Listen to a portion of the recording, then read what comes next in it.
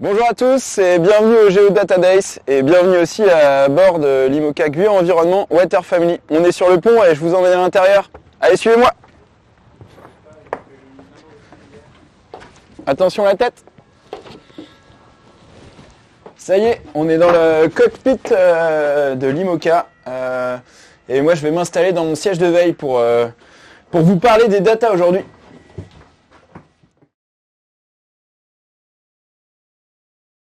Les données et les outils qu'on peut utiliser lors d'une course large sont assez divers et variés. Déjà, dans un premier temps, on a des données, des GPS, des compas, etc., qui nous permettent en fait tout simplement de positionner le bateau, de donner de la centrale inertielle qui permettent d'avoir ces mouvements. Ensuite, on peut avoir aussi les données qui vont mesurer la tension qu'on a dans les câbles qui tiennent le mât. Voilà, ça c'est des données qui vont être pour nous assez importantes. Et après, on va bien sûr avoir toutes les données qui sont liées au vent, quel angle a le vent par rapport au bateau, par rapport à la terre, par rapport à la vitesse du bateau.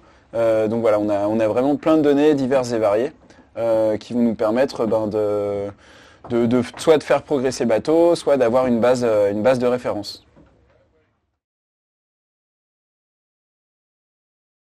Les données géographiques et les données de manière générale, ça prend de plus en plus de place dans mon métier de navigateur parce que maintenant c'est vrai que nos bateaux ils sont équipés de pas mal de nouvelles technologies et pour nous permettre de les maîtriser, on s'appuie sur les données et ensuite on va pouvoir analyser ces données pour pouvoir en extraire des données de performance qui vont nous permettre d'essayer de retranscrire la meilleure situation possible quand je serai en course grâce aux données qui ont été analysées plus tôt.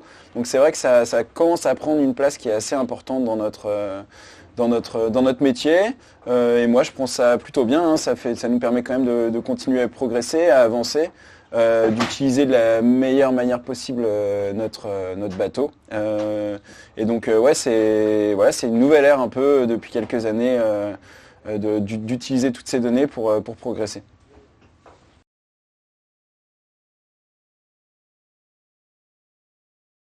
Alors quand on est en mer, en course, les règles IMOCA et les règles des courses sont assez claires. Qu'est-ce qu'on a le droit d'utiliser et pas utiliser comme données? Déjà, en 1, on a le droit d'acquérir toutes les données à bord du bateau. Donc c'est-à-dire que je peux acquérir toutes les données de fibre optique pour avoir la déformation des foils, je peux avoir toutes les tensions que je peux avoir dans le gréement, la vitesse du bateau, les informations de vent, voilà, toutes les données dont je vous parlais tout à l'heure, en fait, on peut les acquérir et les garder sur un disque dans le bateau. Par contre, pendant les courses, on n'a pas le droit de les envoyer. Donc, par exemple, je ne pourrais pas envoyer ces données à une cellule de performance ou de routage qui, eux, les analyseraient et pourraient me renvoyer des informations. Ça, c'est strictement interdit sur les courses en IMOCA. C'est autorisé dans d'autres classes de bateaux. Mais nous, voilà, sur un tour du monde comme le Vendée Globe, par exemple, on a le droit de garder ces données à bord, mais on n'a pas le droit de les envoyer et on n'a pas le droit non plus d'en recevoir d'autres.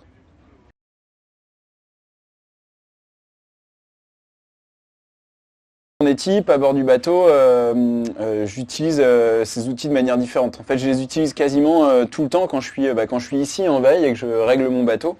Ça me permet d'avoir des informations sur ma performance par rapport à celle qui est attendue, par rapport aux données qui ont été analysées en amont.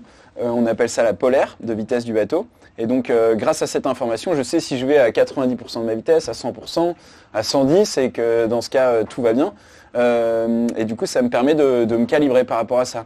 Après on rajoute quelques informations supplémentaires comme par exemple l'état de la mer, les effets météo, est-ce que le vent est vrillé des fois et grâce à ça, ça nous permet de dire si on colle ou pas à la performance du bateau. Si je colle pas à la performance du bateau, je vais pouvoir aller fouiller dans l'ordinateur et regarder comment j'étais réglé la dernière fois que j'avais une bonne performance.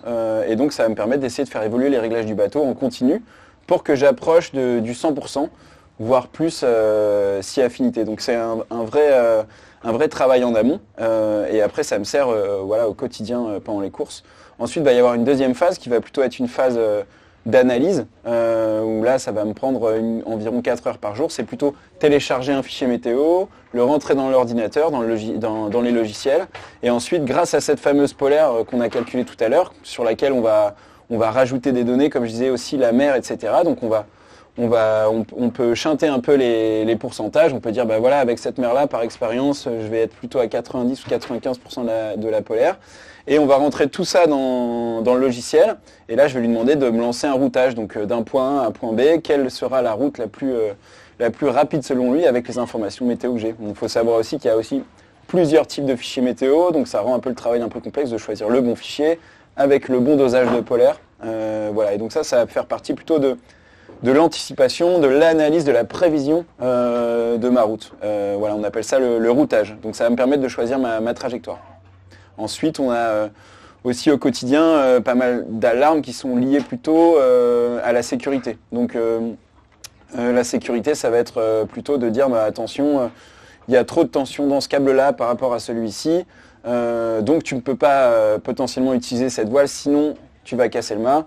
Voilà, ça c'est toutes des données qu'on essaye de calculer en amont, notamment principalement pour le mât, pour essayer de prendre soin du mât. Mais on peut avoir aussi la même chose sur les foils, on peut avoir la même chose sur la manière de piloter le bateau, parce que le pilote automatique, c'est aussi, lui, il demande un maximum d'informations, donc on essaye de lui donner les bonnes informations.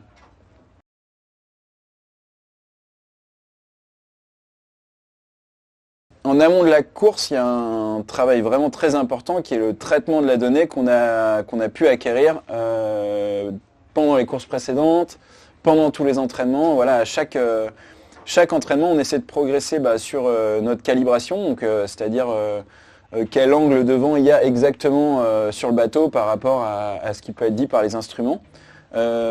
Et ensuite, on a toute la partie justement dont je parlais tout à l'heure qui va être de on va essayer tel réglage aujourd'hui, un autre réglage le lendemain, un autre réglage le lendemain. Et à chaque fois, on va essayer d'acquérir ces données et mesurer quel réglage était le plus pertinent. Parce qu'il faut savoir qu'on a une multitude de réglages sur ces bateaux, entre l'acquis qui s'angule, le foil aussi, qui peut être sorti, qui peut être rentré, les réglages des voiles. Donc c'est vrai que c'est un gros travail à faire en amont. Donc c'est pour ça qu'on essaye de naviguer un maximum, faire un maximum d'entraînement pour pouvoir acquérir ces données et ensuite les utiliser pendant les courses.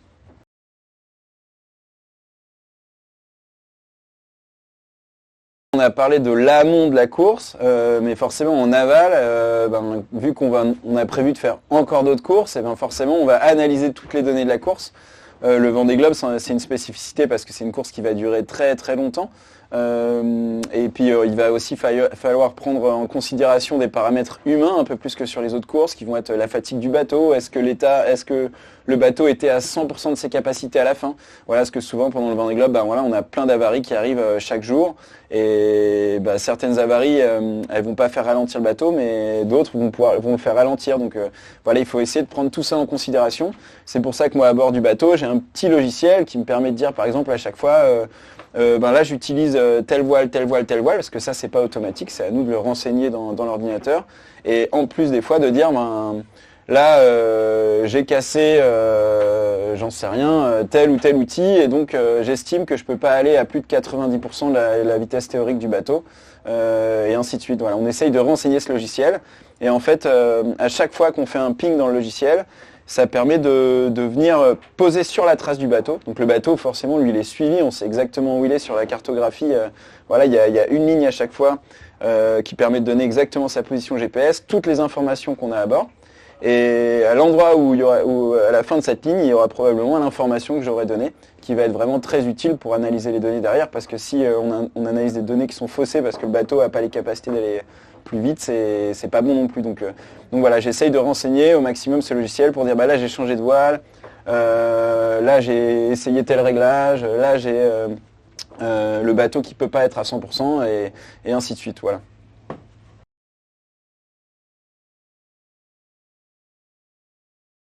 D'avancer dans les dernières décennies, je pense que je suis pas trop mal placé pour en parler parce que j'ai eu l'occasion de faire le précédent Vendée Globe sur un bateau un peu plus ancien. Et donc de me rendre compte de l'évolution énorme qu'il y a eu. Et encore là, nous, on n'est pas sur un bateau qui est tout neuf. Hein. On est sur un bateau qui est de 2015, qu'on a certes beaucoup fait évoluer, et qui est quand même au goût du jour en informatique, électronique, mais globalement, j'ai pu voir que voilà, sur le précédent bateau, par exemple, j'avais zéro information de tension. Voilà, je ne savais pas quelle quelle tension allait être dans chaque câble, dans chaque voile, etc. Maintenant, c'est vrai qu'on a toutes ces informations, chaque câble est mesuré, on peut mesurer grâce à la fibre optique la déformation des foils. Voilà, il y a vraiment toute cette évolution de mesure en fait qu'on n'avait pas avant, qui est assez importante.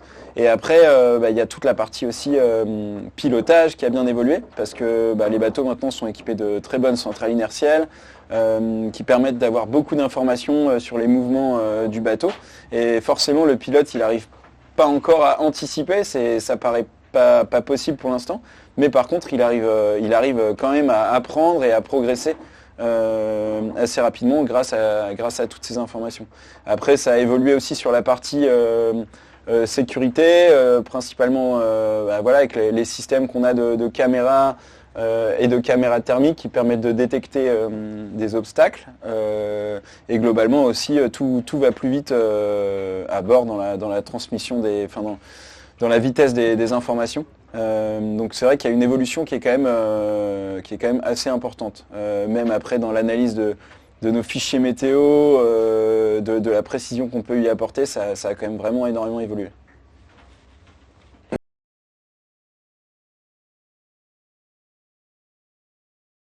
Globalement, quelles sont les nouveautés qu'il y aura sur la prochaine course? C'est une bonne question. Je pense que chaque équipe aujourd'hui, la grande nouveauté, c'est quand même que chaque équipe travaille sur des logiciels propres à leur bateau. Ça, c'est quand même quelque chose d'assez nouveau. C'est-à-dire que nous-mêmes, une équipe, pas une grosse équipe, on arrive nous-mêmes à créer nos propres modèles de calcul de vent, d'interprétation logicielle, de système d'alarme. Et donc tout ça c'est fait en interne, donc ça je pense que c'est vraiment assez nouveau. Et d'autant plus que voilà, sur le Vendée Globe, je pense que c'est quand même des sujets qui sont peu abordés par les grosses équipes notamment, qui je pense ont du monde pour développer des nouveaux systèmes, des nouveaux process. Et du coup tout ça on le saura probablement après le Vendée Globe. Je pense que pour l'instant c'est un peu la face cachée pour tout le monde. Chacun essaie de garder bien protégé ses petites évolutions. Et c'est vrai que quand on fait une évolution sur une voile, tout le monde peut le voir assez rapidement, mais tout ce qui se passe à l'intérieur des ordis, on ne le voit pas forcément. Donc je pense qu'après le Vendée Globe, on en saura sûrement un peu plus.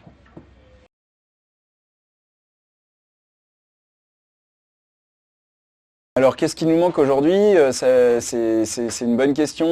Je pense qu'on a quand même de belles améliorations à faire autour de la sécurité encore. Même si nos systèmes progressent d'année en année, je pense qu'on a encore pas mal de progrès à faire là-dessus pour avoir encore plus d'anticipation, de moyens de réagir. Voilà que pourquoi pas, c'est déjà en essai, le pilote automatique prenne automatiquement la main sur la barre si jamais il détecte un objet flottant.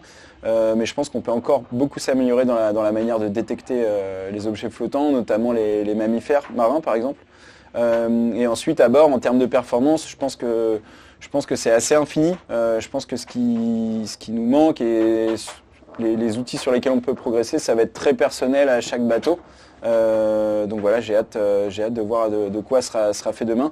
Il faut savoir aussi que voilà, toute automatisation à bord de nos bateaux est interdite. Tout doit rester manuel, hein, et il faut que ça reste aussi du sport. Donc c'est vrai que chaque réglage de voile, changement d'angle de foil, etc. Tout ça c'est manuel, sortie de foil. Ouais, les deux seules choses sur lesquelles on peut appuyer sur des boutons, ça va être le pilote automatique ou le réglage de la quille. Donc voilà, on a zéro histoire d'automatisation pour l'instant, et je trouve que c'est pas plus mal.